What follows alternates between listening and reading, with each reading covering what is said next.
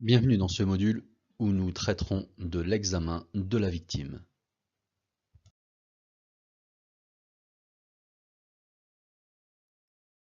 Examiner la victime, cela consiste en une appréciation de la gravité de son état et de la nature des gestes de premier secours à réaliser.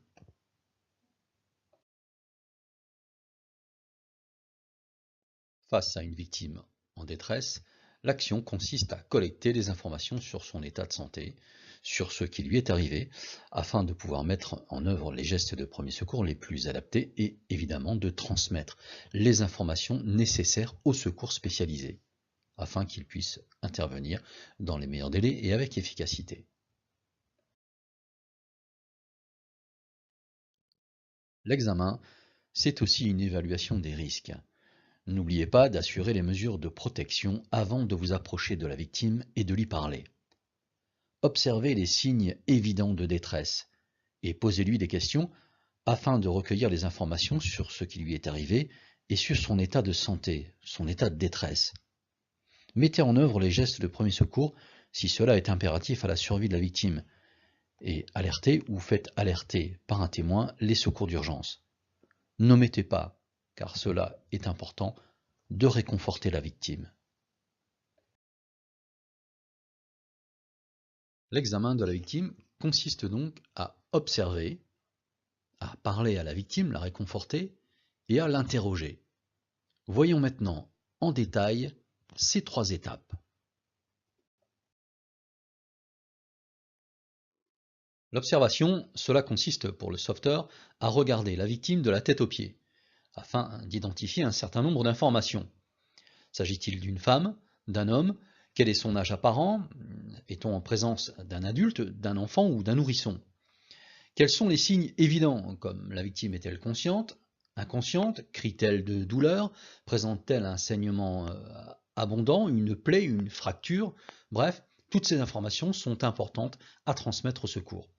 Le sexe et l'âge apparent d'une victime sont le plus souvent des informations effectivement qui sont importantes à fournir au service de secours lors de l'alerte.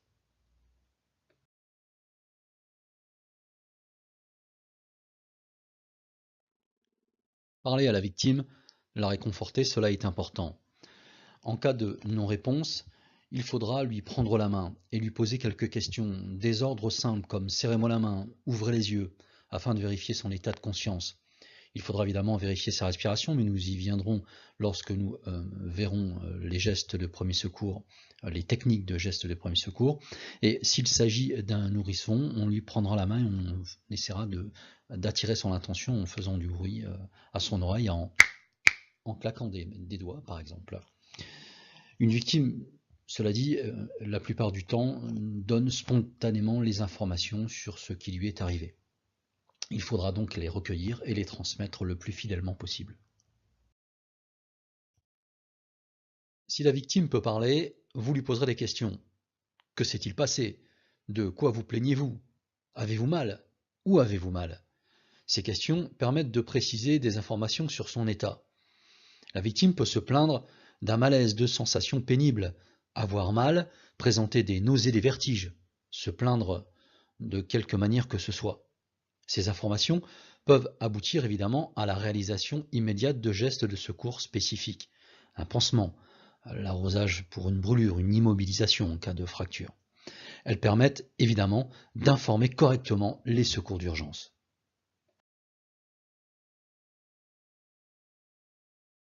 Imaginez que vous soyez en présence d'une victime. Que réalisez-vous lors de son examen? Vous avez un peu moins d'une minute pour répondre à cette question.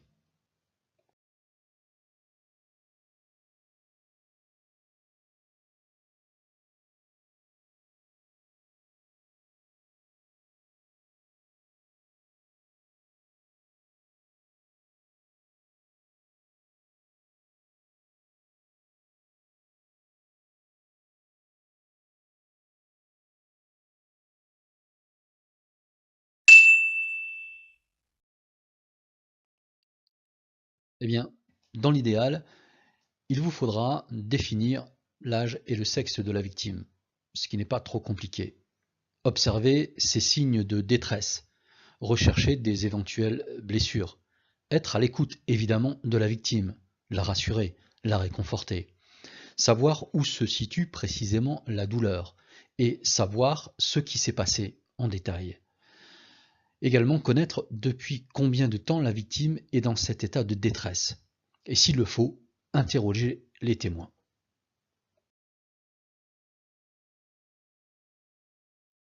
Énumérons à présent les 3 points clés concernant ce module. Il s'agit d'abord d'observer, de parler à la victime, de la réconforter et de l'interroger sur son état de détresse.